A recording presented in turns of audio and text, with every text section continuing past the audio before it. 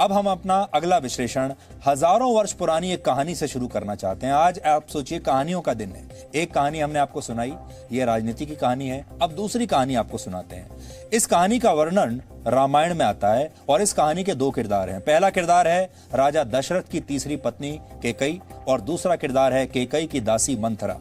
केकई भरत की मां थी।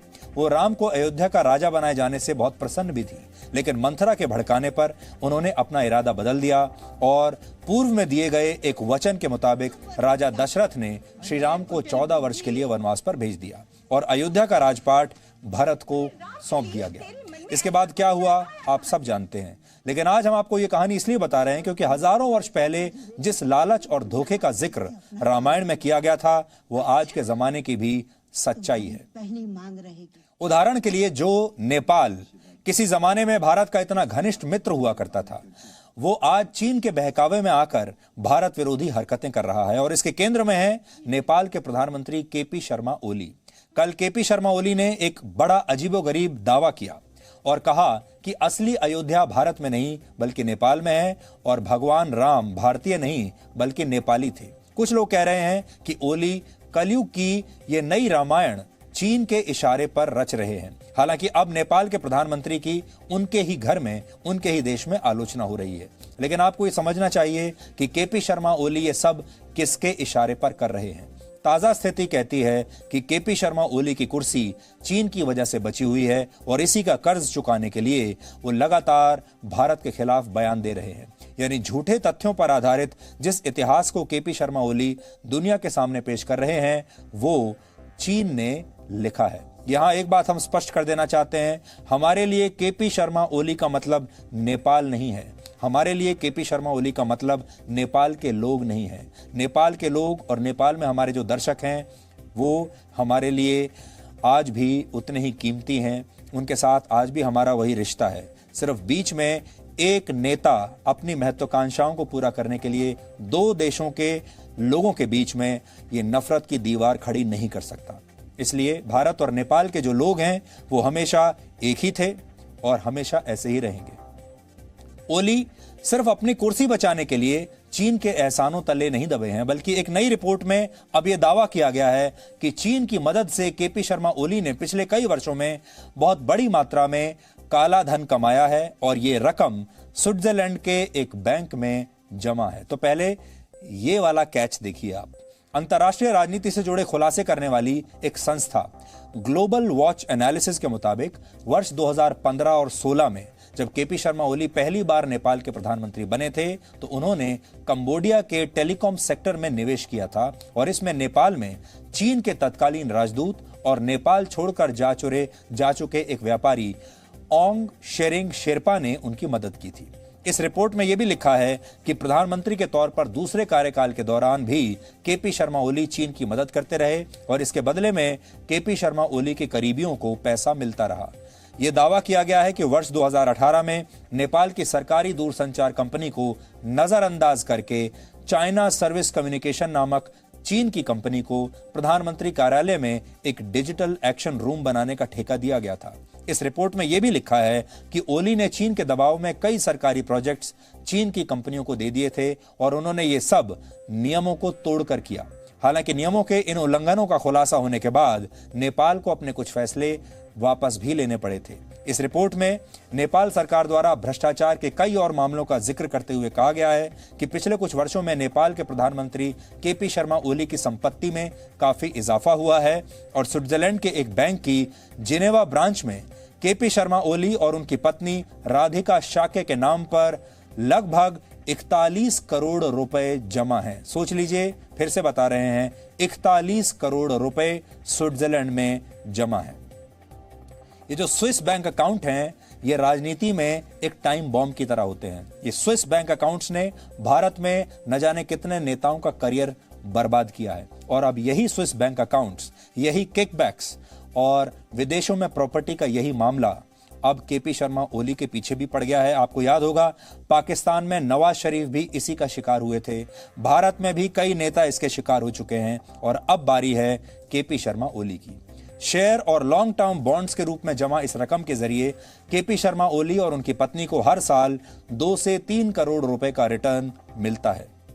लेकिन यहां हम एक बात साफ साफ कर कह देना चाहते हैं कि हम इस रिपोर्ट में किए गए दावों की पुष्टि स्वयं नहीं कर सकते। ये इस रिपोर्ट में कहा गया है, लेकिन जब हमने इस रिपोर्ट के अलावा दूसरी अंतर्राष्ट्रीय रिपोर्ट्स का भी विश्लेषण किया तो एक बात साफ हो गई कि चीन आर्थिक रूप से कमजोर ऐसे देशों का पूरा फायदा उठाता है जहां सत्ता में बैठे लोग भ्रष्टाचार में लिप्त होते हैं और इन्हीं के जरिए चीन धीरे धीरे उस देश की अर्थव्यवस्था पर पूरी तरह से कब्जा कर लेता है। और हो सकता है कि नेपाल के मामले में भी यही हुआ हो।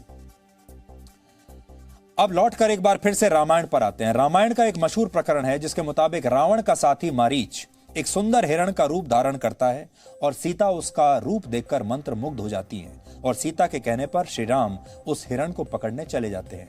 इसके बाद लक्ष्मण राम की खोज में निकलते हैं और रावण वेश बदलकर सीता को लक्ष्मण रेखा पार करने पर मजबूर कर देता है। इसके बाद रावण सीता का अपहरण करता है और यही घटना राम और रावण के बीच युद्ध की वजह बनती है।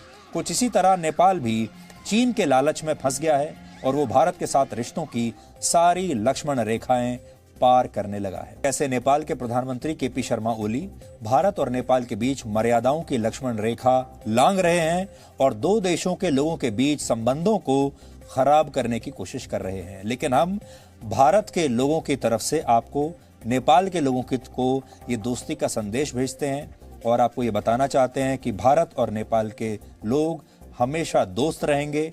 उनके बीच में जो प्रेम का संबंध है वो हमेशा बना रहेगा, क्योंकि नेता तो आते जाते रहते हैं। इसका ताजा उदाहरण है केपी शर्मा ओली का वो बयान जिसमें वो न सिर्फ ये कह रहे हैं कि असली अयोध्या नेपाल के बीरगंज में थोरी गांव में है, बल्कि वो ये भी कह रहे हैं कि भगवान राम खुद नेपाली थे। ये बात सही है कि रामायण और राम के जीवन के तार नेपाल से जुड़े हुए हैं। ये सही है क्योंकि सीता का जन्म जिस जनकपुर में हुआ था वो आज नेपाल में ही है। लेकिन केपी शर्मा ओली को यह भूलना नहीं चाहिए कि हजारों वर्ष पहले भारत की संस्कृति का प्रभाव दुनिया के कई देशों तक फैला हुआ था और नेपाल भी उन्हीं में से एक है। हालांकि अच्छी बात यह है कि एक वामपंथी होने के बावजूद ओली ने भगवान राम के अस्तित्व को कम से कम अब मान लिया है, क्योंकि वामपंथी अक्सर ईश्वर को भी मानने से इनकार कर देते हैं, वामपंथी राम को भी नहीं मानते। लेकिन हमें खुशी है कि ओली जैसे वामपंथी नेता अब राम के अस्तित्व को स्वीकार कर रहे हैं। लेकिन इसका मतलब यह नहीं है कि असली अयोध्या नेपाल में है। हालांकि भगवान राम किसी देश की सीमा, संस्कृति या उसके इतिहास के दायरों में बंधे हुए नहीं है और नेपाली नहीं बल्कि दुनिया के कई देशों पर रामायण और भगवान राम के जीवन का गहरा प्रभाव है। इसलिए दुनिया का कोई भी व्यक्ति चाहे तो वो श्री राम को अपना मान सकता है और उनके जीवन से बहुत कुछ सीख सकता है। लेकिन चीन के इशारे पर भारत के साथ कूटनीतिक महाभारत छेड़ने वाले ओली को आज रामायण से जुड़े कुछ तथ्य हम बताना चाहते हैं और आपको भी हम बहुत सारे तथ्य रामायण के बारे में आज बताना चाहते हैं। राम के जीवन पर लिखे गए महाकाव्य का नाम रामायण है और पूरी दुनिया में रामायण के 300 से ज्यादा वर्जन्स यानी संस्करण उपलब्ध हैं। रामायण के 300 से ज्यादा संस्करण पूरी दुनिया में उपलब्ध हैं। महर्षि वाल्मीकि द्वारा लिखी गई रामायण इनमें सबसे प्राचीन है, जो भारत में सबसे ज्यादा लोकप्रिय है। लेकिन इसके अलावा Myanmar, Indonesia, Cambodia, Laos, Philippines, Sri Lanka, Thailand, Malaysia, Japan, Mongolia, Vietnam और यहां तक कि चीन में भी रामायण की व्याख्या अलग अलग तरीके से की जाती है। इसके अलावा बौद्ध और जैन धर्म में भी अपने अपने तरीके से रामायण की व्याख्या की गई है। थाईलैंड में रामायण को रामाकिन कहा जाता है। थाईलैंड के रामायण में हनुमान के चरित्र को ज्यादा महत्व दिया गया है। रामायण को थाईलैंड में राष्ट्रीय महाकाव्य का दर्जा प्राप्त है। इतना ही नहीं, थाईलैंड की संस्कृति हिंदू और बौद्ध संस्कृति का मिश्रण मानी जाती है और थाईलैंड में इंद्र और कुबेर की पूजा की जाती है और वहां इन दोनों को समर्पित कई विशाल मंदिर भी हैं। इसी तरह दक्षिण पूर्वी एशिया में एक और देश है जिसका नाम है लाओस। लाओस में भी रामायण का एक जातक संस्करण प्रसिद्ध है। बौद्ध धर्म में जातक कथाएं वो कथाएं होती हैं जिनमें भगवान बुद्ध के पिछले जन्मों के बारे में बताया जाता है। लाओस में भी रामायण को राष्ट्रीय महाकाव्य माना जाता है। मलेशिया की मलय भाषा में रामायण हिकायत सेरी रामा के नाम से प्रसिद्ध है। इस रामायण में लक्ष्मण के किरदार को केंद्रीय किरदार के तौर पर दिखाया गया है। म्यांमार में भी रामायण को अघोषित रूप से एक एपिक यानी महाकाव्य का दर्जा प्राप्त है। म्यांमार की रामायण मूल रूप से भारत की रामायण की तरह ही है, लेकिन स्थानीय संस्कृति के मुताबिक इसके चरित्र कुछ बदल दिए गए हैं। कंबोडिया में रामायण को रामा कीर्ति के नाम से जाना जाता है। अंग्रेजी में ग्लोरी ऑफ रामा कहा जाता है। इस रामायण में हिंदू धर्म के विचारों को बौद्ध धर्म के सिद्धांतों के साथ जोड़कर दिखाया गया है। भारतीय संस्कृति की जड़ें इंडोनेशिया तक फैली हैं और जनसंख्या के हिसाब से दुनिया के सबसे बड़े मुस्लिम देश इंडोनेशिया में हर साल बड़े पैमाने पर रामायण का मंचन होता है। इंडोनेशिया में इसे काकाविन रामायण कहा जाता है और जावा भाषा में काकाविन का अर्थ होता है काव्य। दुनिया के जिन देशों में रामायण पढ़ी जाती है या उसका मंचन होता है, उन देशों की सूची बहुत लंबी है। कहते हैं राम लोगों के रोम रोम में बसते हैं, लेकिन सच यह है कि राम और उनके जीवन से जुड़े चिन्ह भारत से लेकर इटली के रोम तक फैले हुए हैं। इटली में खुदाई के दौरान कई ऐसी प्राचीन पेंटिंग्स मिली हैं जिनमें राम के जीवन का चित्रण किया गया था। हो सकता है ये बात कुछ लोगों को बुरी लग जाए। रशिया और मंगोलिया में रामायण बहुत लोकप्रिय है और नेपाल को भारत के खिलाफ भड़काने वाले चीन के प्राचीन धार्मिक दस्तावेजों में भी रामायण का जिक्र मिलता है। चीन में एक लोक कथा बहुत लोकप्रिय है जिसका नाम है सुन वुकोंग। कहा जाता है कि यह कथा हनुमान के जीवन पर ही आधारित है। कहा यह भी जाता है कि महर्षि वाल्मीकि ने रामायण की रचना भगवान राम के जीवन काल में यानी 7000 वर्ष पूर्व की थी और इसमें अयोध्या को लेकर वर्णन किया गया है कि यह सरयू नदी के किनारे बसी है और इसके दक्षिण में गंगा नदी है। जाहिर है ये दोनों नदियां भारत में हैं और इनका नेपाल से कोई कनेक्शन नहीं है, इसलिए नेपाल के प्रधानमंत्री के तमाम दावे सही नहीं लगते। कई लोग तो सोशल मीडिया पर ओली की आलोचना करते हुए ये भी लिख रहे हैं कि वो अगर चाहें तो सौरमंडल के सारे ग्रहों का नाम भी नेपाल रख सकते हैं। कहा जाता है लंका पहुंचने से पहले श्री राम भारत के 16 स्थानों से होकर गुजरे थे और ये सभी स्थान भारत में ही हैं और इन्हें इस समय आप अपने नक्शे पर देख सकते हैं। इसलिए नेपाल के प्रधानमंत्री ओली को अपने दावे पर फिर से विचार करना चाहिए। इसके अलावा प्रधानमंत्री मोदी ने, आपको याद होगा, वर्ष 2018 में नेपाल के जनकपुर से भारत के अयोध्या तक चलने वाली एक बस सेवा का उद्घाटन भी किया था। इस उद्घाटन के समय केपी शर्मा ओली भी मौजूद थे और उन्होंने भी बस सेवा को हरी झंडी दिखाई थी। इस रूट को रामायण काल से ही राम जानकी मार्ग कहते हैं। इस विषय पर शोध करते हुए आज हमें एक लेख मिला जिसमें रामायण काल का एक नक्शा दिया गया है। इस नक्शे में वो जगह दिखाई गई हैं, वो स्थान दिखाए गए हैं जहां से होकर श्री राम, लक्ष्मण और महर्षि विश्वामित्र जनकपुर पहुंचे थे। विश्वामित्र सहित कई ऋषि मुनियों के यज्ञ को राक्षस भंग कर दिया करते थे, इसलिए विश्वामित्र राम और लक्ष्मण को अपने साथ ले गए ताकि राक्षसों का संहार किया जा सके और इसी उद्देश्य को पूरा करने के लिए भगवान राम ने जनकपुर तक ये यात्रा की थी। नक्शे पर दिख रहे रास्तों से होते हुए श्री राम फुलहर नामक गांव पहुंचे थे जहां सीता के पिता राजा जनक का एक उपवन था और इसी उपवन में सीता जी खेलने के लिए आती थीं। सीता ने पहली बार श्री राम को इसी उपवन में देखा था। जनकपुर राजा जनक के राज्य की राजधानी थी। वहां रंगभूमि में धनुष यज्ञ यानी सीता स्वयंवर हुआ था और यहीं पर भगवान राम ने शिव धनुष को तोड़कर यह स्वयंवर जीता था और फिर राम और सीता का विवाह यहां हुआ। यानी आज के आधुनिक मार्ग और पौराणिक राम जानकी मार्ग के बीच में भले ही कुछ असमानताएं हों, लेकिन यह रूट साबित करता है कि श्री राम भारत से जनकपुर पहुंचे थे, इसलिए अयोध्या के नेपाल में होने का सवाल ही नहीं उठता। वैसे नेपाल के प्रधानमंत्री के इस दावे पर, उनके इस बयान पर आज नेपाल के विदेश मंत्रालय ने सफाई दी है, जिसमें कहा गया है कि उनके बयान का मकसद अयोध्या के महत्व को कम करना और लोगों की भावनाओं को ठेस पहुंचाना नहीं था, बल्कि नेपाल के प्रधानमंत्री चाहते हैं कि इसे लेकर और शोध किए जाएं। इसी बयान में 2018 में जनकपुर और अयोध्या के बीच शुरू हुई उस बस सेवा का भी जिक्र है जिसके बारे में अभी हमने आपको बताया। लेकिन आज हमने ये पता करने की कोशिश की कि क्या ओली के दावे में जरा भी सच्चाई है। इसे लेकर हमने रामायण और राम के जीवन पर शोध करने वाले कुछ लोगों से भी आज बात की और उन्होंने हमें क्या बताया, आप भी सुनिए। ये जो बीरगंज और नेपाल का रेफरेंस उनके दिमाग में आया कहां से? वो कहते हैं ना, बीरगंज के पास एक गांव में पैदा हुए थे वो। तो ऐसा है कि राम के पूरे जीवन काल के बाद हम सबको मालूम है कि अयोध्या को उन्होंने राजधानी नहीं छोड़ा था।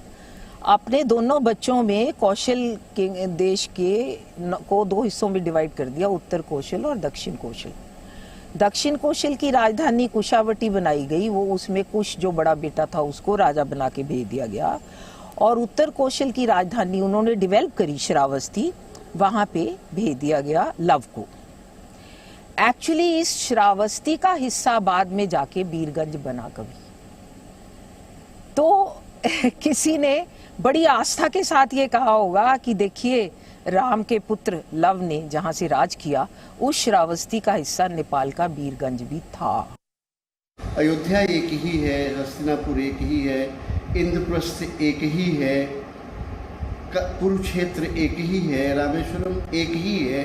मतलब ये है कि हमारे जितने भी बड़े तीर्थ स्थल हैं, बड़े धार्मिक स्थल हैं, बड़े सांस्कृतिक स्थल हैं, उन नाम का रिपीटिशन नहीं हुआ है, वो हमेशा एक ही हैं।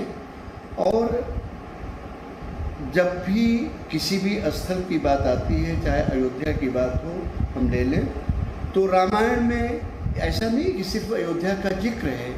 अयोध्या के बारे में यह बात भी कही गई है कि अयोध्या से नंदीग्राम कितनी दूरी पर है, किस डायरेक्शन में है, अयोध्या से भरद्वाज आश्रम कितनी दूरी पे है, अयोध्या से मिथिला किस रास्ते में कितनी दूरी पर पड़ता है। इन सब चीज़ों को मिलाकर किसी की स्थिति का पता चलता है। ऐसा नहीं है कि सब कुछ इमेजिनेशन पे बेस होता है। दूसरी बात आप ले लीजिए कि कई सौ वर्षों की मुकदमेबाजी के बाद और तमाम हजारों पुस्तकें, लेखों को देखने के बाद आदरणीय सुप्रीम कोर्ट, माननीय सुप्रीम कोर्ट ने न केवल यह कहा कि अयोध्या वही है जो आज की अयोध्या है, यहाँ तक कि जिस स्थान पर मान्यता थी लोगों की कि यही जन्मस्थल है भगवान राम का, सुप्रीम कोर्ट ने भी उसे माना। तो अब सवाल ये है कि नेपाल के लोग और भारत के लोग क्या इस मुद्दे पर एक दूसरे के आमने सामने आ जाएंगे। आपने देखा होगा पिछले कई हफ्तों से ये कोशिशें हो रही हैं कि भारत के लोग और नेपाल के लोगों के बीच में एक दरार पैदा हो जाए, और आज हमारी यही अपील है नेपाल के लोगों से भी और भारत के लोगों से भी कि ओली जैसे कुछ महत्वाकांक्षी नेता ज़रूर बीच में आ रहे हैं, क्योंकि उनकी अपनी कुछ मजबूरियां हैं, उनकी अपनी महत्वाकांक्षाएं हैं, लेकिन वो इन दो देशों के लोगों के बीच में दरार पैदा नहीं कर पाएंगे। दो देशों के लोगों के बीच में जो संबंध पहले थे, जो प्रेम पहले था, वो ऐसे ही बना रहेगा।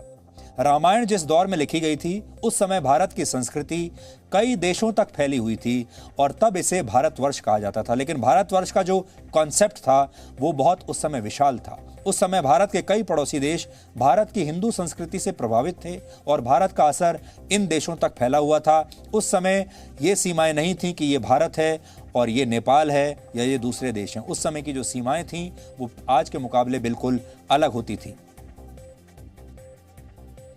अब नेपाल के प्रधानमंत्री केपी शर्मा ओली को यह समझना चाहिए कि नेपाल और भारत के धार्मिक और सांस्कृतिक रिश्ते बहुत पुराने हैं और उनके इस तरह के बयान इन रिश्तों के लिए खतरा बन सकते हैं। भारत में भगवान शिव को मानने वालों के लिए नेपाल का पशुपतिनाथ मंदिर भी बहुत महत्वपूर्ण है और 2014 का लोकसभा चुनाव जीतने के बाद प्रधानमंत्री मोदी ने सबसे पहले जिन देशों की यात्रा की थी उनमें नेपाल भी था। प्रधानमंत्री मोदी ने खुद पशुपतिनाथ मंदिर के दर्शन किए थे। हैरानी की बात यह है कि आज केपी शर्मा ओली भारत के खिलाफ काम कर रहे हैं, लेकिन 25 साल पहले ओली को भारत और नेपाल के संबंधों को मजबूत करने वाले एक नेता के तौर पर माना जाता था। वर्ष 1996 के बारे में हम आपको आज याद दिलाना चाहते हैं। 1996 में भारत और नेपाल के बीच महाकाली नदी के जल बंटवारे को लेकर समझौता हुआ था और इस समझौते में विवाद होने पर ओली ने भारत का पक्ष लिया था। तब ओली अपनी ही राजनीतिक पार्टी से अलग हो गए थे। सोचिए, उन्होंने अपनी पार्टी तक छोड़ दी थी भारत के लिए, यानी भारत से मित्रता निभाने के लिए उन्होंने अपना राजनीतिक करियर तक दांव पर लगा दिया था। और कहा जाता है जब ओली नेपाल के गृह मंत्री थे तो भारत से फरार होकर नेपाल में शरण लेने वाले अपराधियों के मामले में वो भारतीय अधिकारियों का बहुत सहयोग करते थे। इसलिए उनका नाम भारत और नेपाल के संबंधों को मजबूत करने वाले नेताओं में था। लेकिन आज स्थितियां बदल गई हैं, वो भी बदल गए हैं। कभी भारत का साथ देने वाले ओली आज अचानक भारत के खिलाफ हो गए हैं और इसके पीछे उनकी मजबूरियां अब पूरी दुनिया समझ रही है और भारत के लोग भी और नेपाल के लोग भी उनकी इस मजबूरी को समझ रहे हैं। नेपाल में महायोगी गोरखनाथ को मानने वालों की भी बड़ी संख्या है और कहा जाता है कि नेपाल के गोरखा अपनी पहचान गोरखनाथ से ही जोड़ते हैं। गोरखनाथ में स्थित गोरखनाथ मठ भी इन्हीं महायोगी को समर्पित है और उत्तर प्रदेश के वर्तमान मुख्यमंत्री योगी आदित्यनाथ इस मठ के महंत हैं। इसके अलावा नेपाल के करीब 40,000 नागरिक भारत की सेना की 7 गोरखा रेजिमेंट्स में तैनात हैं और इन्हें रिटायरमेंट से जुड़े वो सारे फायदे मिलते हैं जो भारतीय सैनिकों को हासिल हैं। भारत द्वारा करीब 80,000 नेपालियों को पेंशन दी जाती है और भारत की तरफ से नेपाल की करीब 11,000 महिलाओं को विधवा पेंशन दी जाती है। इतना ही नहीं, भारत हर साल नेपाल के नागरिकों को मिलने वाली पेंशन पर 90,000 करोड़ रुपए खर्च करता है। भारत और नेपाल की सीमा 1800 किलोमीटर लंबी है और इस सीमा पर भारत और नेपाल के बीच करीब 20 ट्रेड पॉइंट्स हैं। नेपाल अपना 64% व्यापार भारत के साथ करता है और भारत नेपाल का सबसे बड़ा ट्रेड पार्टनर है। नेपाल भारत से जो चीजें मंगाता है उनमें पेट्रोलियम से लेकर स्टील, सीमेंट, मशीनरी और दवाइयां तक शामिल हैं। नेपाल का 60% आयात और निर्यात भारत के बंदरगाहों से ही होता है। नेपाल के करीब 80 लाख नागरिक भारत में काम करते हैं, नौकरियां करते हैं और नेपाल के लोगों को भारत में काम करने के लिए किसी भी तरह के वर्क परमिट की, वीजा की जरूरत नहीं होती। विदेश में बसे नेपाली अपने देश में जो पैसा भेजते हैं उसका 15% हिस्सा भारत से जाता है। इसलिए नेपाल की 4 से 5% जीडीपी भारत पर आधारित है। नेपाल के 12,000 से ज्यादा छात्र भारत की अलग अलग यूनिवर्सिटीज में पढ़ते हैं। अब सवाल यह है, क्या नेपाल भारत पर इतनी निर्भरता समाप्त करके चीन की मदद लेने में सक्षम है और क्या चीन उसके लिए वही करेगा जो भारत कर रहा है? इसका जवाब है नहीं, क्योंकि नेपाल अपना 14% व्यापार चीन के साथ करता है और यह भारत की तुलना में करीब 9 गुना कम है।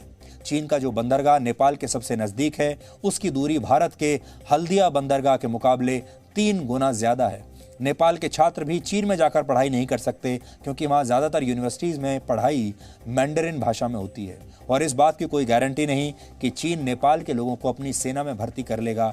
इसलिए पेंशन की बात करना तो बिल्कुल ही व्यर्थ है।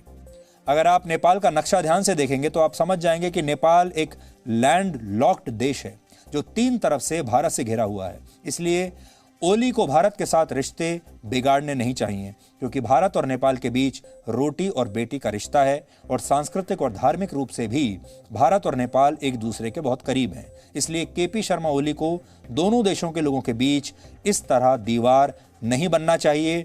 लेकिन ये बात जरूर है कि उनकी अपनी कोई बहुत बड़ी मजबूरी जरूर रही होगी कि वो ये सब करने पर मजबूर हैं। अब वो मजबूरी भ्रष्टाचार से जुड़ी हुई है, स्विस बैंक से जुड़ी हुई है, पैसे से जुड़ी हुई है, चीन उनके ऊपर कोई और तरह का दबाव डाल रहा है उससे जुड़ी हुई है। ये तो केपी शर्मा ओली ही बेहतर बता सकते हैं। लेकिन एक अकेले नेता के चाहने से 2 देशों के लोग एक दूसरे से कभी नहीं टकराएंगे।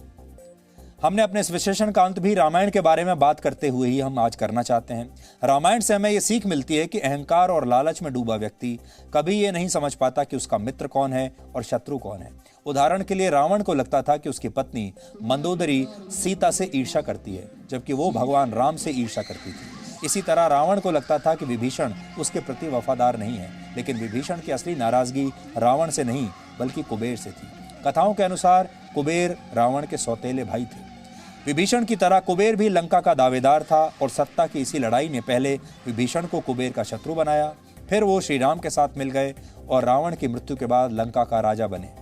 विभीषण ने भगवान राम को रावण की सेना के सारे राज बता दिए थे और इससे श्री राम की जीत सुनिश्चित हुई थी। इसलिए आज भी एक कहावत बहुत मशहूर है जिसमें कहा जाता है कि घर का भेदी लंका ढाए। इसलिए केपी शर्मा ओली को समझना चाहिए कि चीन उन्हें जो दिखा रहा है वो सच नहीं है बल्कि एक भ्रम है और भ्रम का शिकार होकर वो भारत और नेपाल के रिश्तों का बहुत बड़ा नुकसान कर रहे हैं।